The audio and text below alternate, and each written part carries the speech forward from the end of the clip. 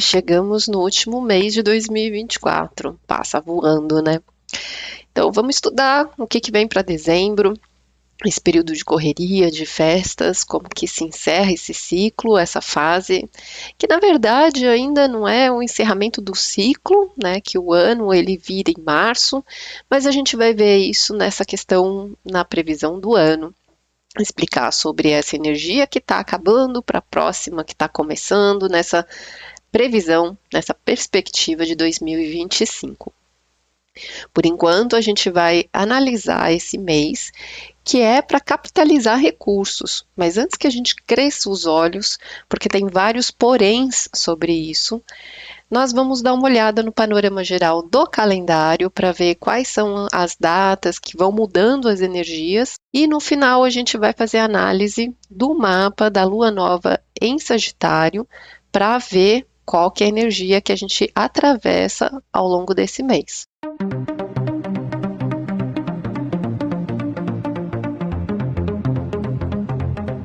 A Lua Nova acontece já no dia 1º e é o que a gente vai estudar já já. No dia 6, Marte fica retrógrado. Então, as nossas ações, as nossas decisões, as nossas atitudes da energia de Leão, que é muito sobre a nossa força pessoal, que a gente revê até o dia 23 de fevereiro. No dia 7, Vênus entra no signo de Aquário. Até o dia 3 de janeiro, os nossos valores se voltam para a sociedade. Passa a ser muito importante a gente priorizar as nossas relações sociais, pensar no bem de todos, olhar para o futuro e renovar o nosso coração. Netuno fica direto, que estava retrógrado desde o dia 4 de julho. É a energia do divino, da espiritualidade, do inconsciente, que tem uma influência sobre a nossa saúde mental, emocional, sobre a nossa imaginação, sobre as nossas preocupações, todas as coisas que nós estávamos revendo nesse tempo. E que a partir de agora a gente precisa fluir, abrir mão, se desprender, limpar, aprender a seguir o fluxo e ir soltando desses emaranhados. No dia 8, a Lua fica crescente no signo de Peixes. Mas esse mapa a gente faz ele no horóscopo da semana. No dia 15, a Lua fica cheia no signo de Gêmeos. Também a gente faz a leitura desse mapa no horóscopo da semana. E Mercúrio fica direto, que estava retrógrado desde o dia 26 de novembro. Então, a nossa revisão sobre os rumos, os caminhos, sobre a nossa direção, os nossos objetivos se encerra. A gente tem um pouco mais de direcionamento, mas esse é um dos pontos que a gente vai falar no mapa, que vai trazer bastante confusão ao longo desse mês, e são os pontos de atenção que a gente precisa ter. No dia 21, o Sol entra no signo de Capricórnio, que é a entrada do verão, que a gente também vai ter um vídeo especial explicando sobre a temporada do verão, sobre a energia desses próximos 3 meses, como que está. E eu vou dar um spoiler, que apesar de ser verão e a gente ter aquela expectativa ou aquela associação de que é uma temporada animada, esse verão não vai ser fácil. Ele vai dar bastante trabalho. Mas aí, aguarda o vídeo do verão que a gente vai fazer essa análise específica e conversar sobre isso. No dia 27, a gente tem Lua minguante no signo de Libra, que também esse mapa a gente explica no horóscopo da semana. E aí a gente vai ter a semana do Natal, que eu vou dar uma antecipada só para dar uma noção que não vai ser uma semana fácil. É a semana mais delicada desse mês, que a gente precisa tomar mais atenção, que as coisas vão estar mais confusas.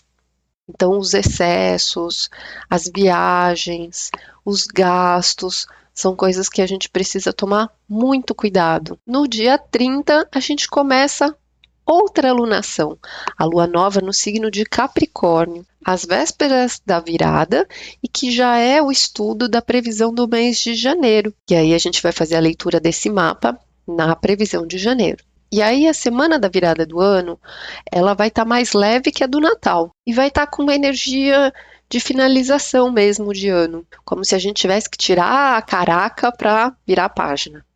Bom, mas vamos começar então agora a entender a energia desse mês de dezembro, que está um tanto complexa, com a leitura desse mapa aqui, que é a lua nova no signo de Sagitário, que acontece no dia 1º, às 3h22 da madrugada, que é quando Sol e Lua estão a 9 graus do signo de Sagitário, dentro da casa 2. Então, o que a princípio isso significa é que o nosso objetivo é em busca de recursos, é em busca da parte financeira, do que a gente quer conquistar, do que a gente precisa capitalizar para as nossas prioridades, para os nossos objetivos. Mas aí começa o porém, porque Júpiter, que é o comandante dessa energia de Sagitário, está do lado oposto, em Gêmeos na casa 8. Só que Mercúrio, que é o comandante dessa energia de Gêmeos, está também em Sagitário, em oposição aqui na casa 2. E estão ambos retrógrados, tanto Júpiter quanto Mercúrio. Isso forma uma recepção mútua, é quando um está na energia do outro, só que eles estão em oposição. Então vamos conversar aqui, porque isso envolve várias possibilidades, de formas de como a gente pode viver isso. A gente tem essa oposição, a gente tem essa dualidade de energia, trazendo bastante confusão. Se de um lado eu estou buscando recursos para investir no que é o meu objetivo, a minha prioridade, na verdade, eu também quero ajuda, apoio ou recurso do outro. Só que o outro também está esperando os meus recursos. É como se tivesse uma briga de valores, uma briga de prioridades entre o que é meu e o que é seu. Isso pode ser uma briga na justiça, isso pode ser uma disputa em relação a uma parte financeira, a decisões de onde o dinheiro se direciona, a uma disputa jurídica, uma divisão de bens, divisão de heranças. Só que a gente tem mais um porém. Não bastasse essa oposição, isso forma um T-square, ou seja, forma um triângulo aqui que descarrega em Saturno, em Peixes, na casa 5, que Saturno é o regente de 2024. E é o grande professor, cobrador do tempo, que se coloca entre essa oposição, essa disputa.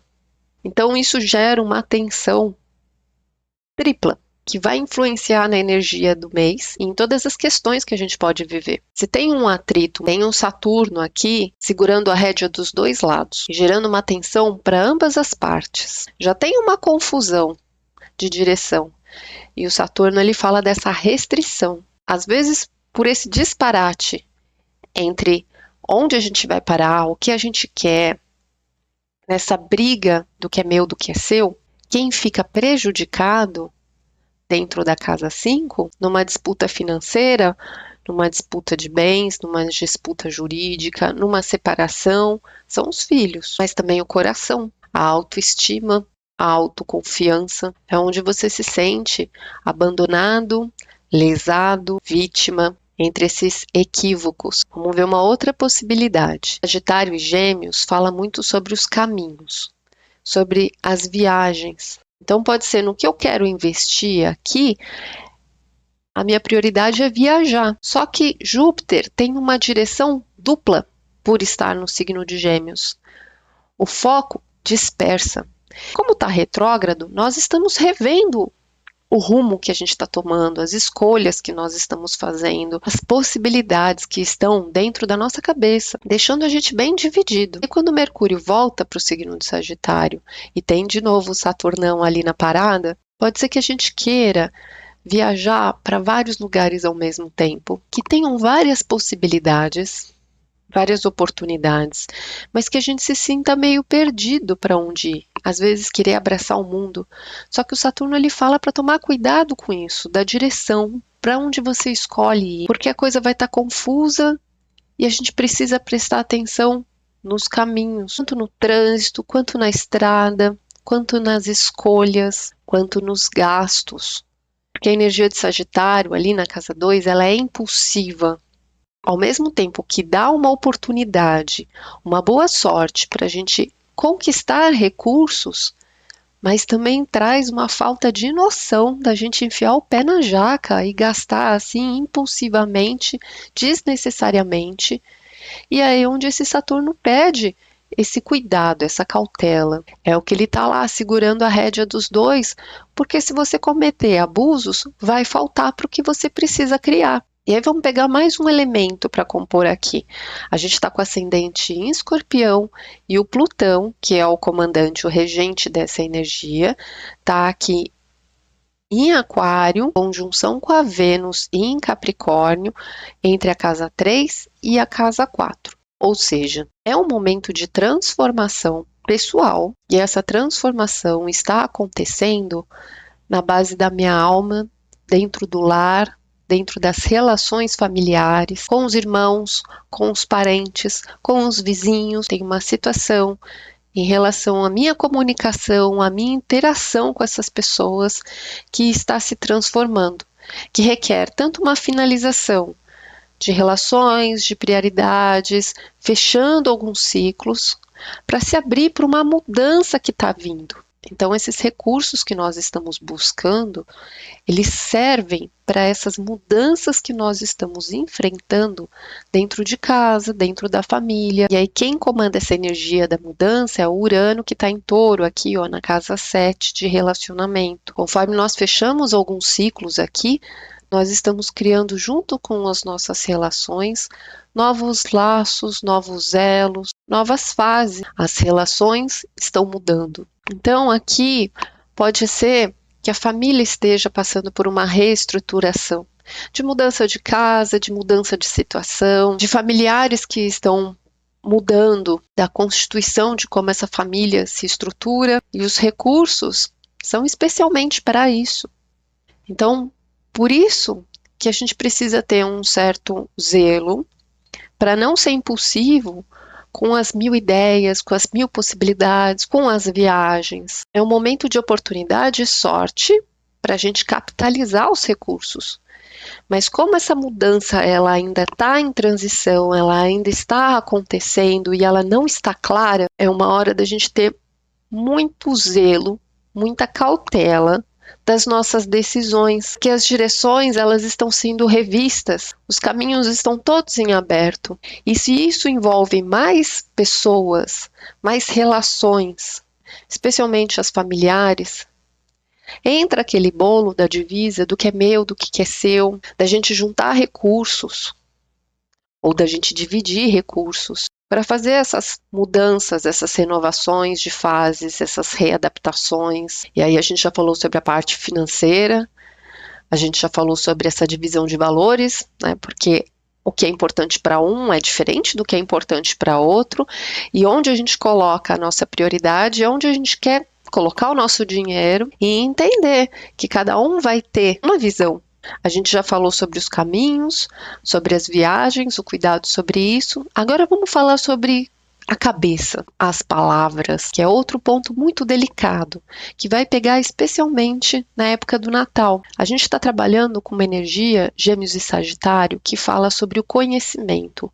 Enquanto essa energia de Gêmeos, ela olha a mente mais prática, mais racional do dia a dia, lida com as coisas mais do cotidiano, do nosso raciocínio, de como realizar as coisas, do que a gente está aprendendo, entendendo, do que a gente assimila.